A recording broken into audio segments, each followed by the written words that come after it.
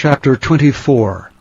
And after 5 days, Ananias the high priest descended with the elders and with a certain orator named Tertullus, who informed the governor against Paul.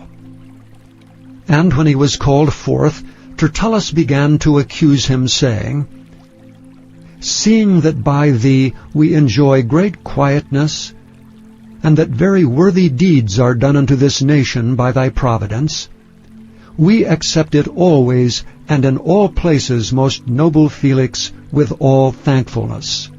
Notwithstanding that I be not further tedious unto thee, I pray thee that thou wouldest hear us of thy clemency a few words.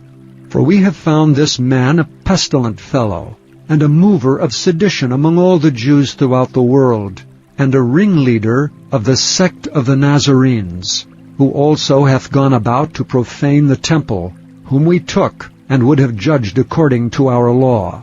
But thy chief captain Lysias came upon us, and with great violence took him away out of our hands, commanding his accusers to come unto thee, by examining of whom thyself mayst take knowledge of all these things whereof we accuse him.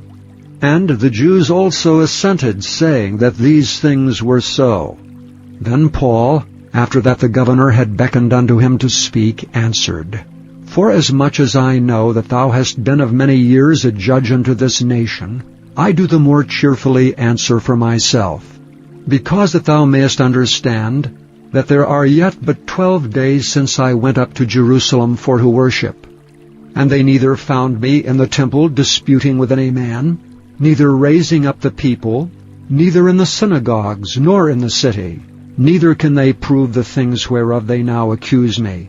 But this I confess unto thee, that after the way which they call heresy, so worship I the God of my fathers, believing all things which are written in the law and in the prophets, and have hope toward God which they themselves also allow, that there shall be a resurrection of the dead, both of the just and unjust. And herein do I exercise myself to have always a conscience void of offense toward God and toward men. Now after many years I came to bring alms to my nation and offerings, whereupon certain Jews from Asia found me purified in the temple, neither with multitude nor with tumult, who ought to have been here before thee and object if they had aught against me. Or else let these same here say, if they have found any evil doing in me while I stood before the council, except it be for this one voice, that I cried standing among them, touching the resurrection of the dead, I am called in question by you this day. And when Felix heard these things, having more perfect knowledge of that way, he deferred them and said, When Lysias the chief captain shall come down, I will know the uttermost of your matter. And he commanded a centurion to keep Paul, and to let him have liberty, and that he should forbid none of his acquaintance to minister or come unto him.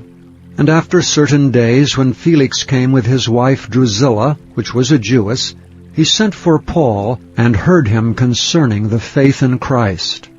And as he reasoned of righteousness, temperance, and judgment to come, Felix trembled, and answered, Go thy way for this time. When I have a convenient season, I will call for thee.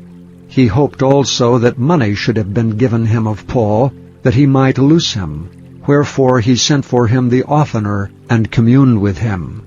But after 2 years Porcius Festus came into Felix's room, and Felix, willing to show the Jews a pleasure, left Paul bound.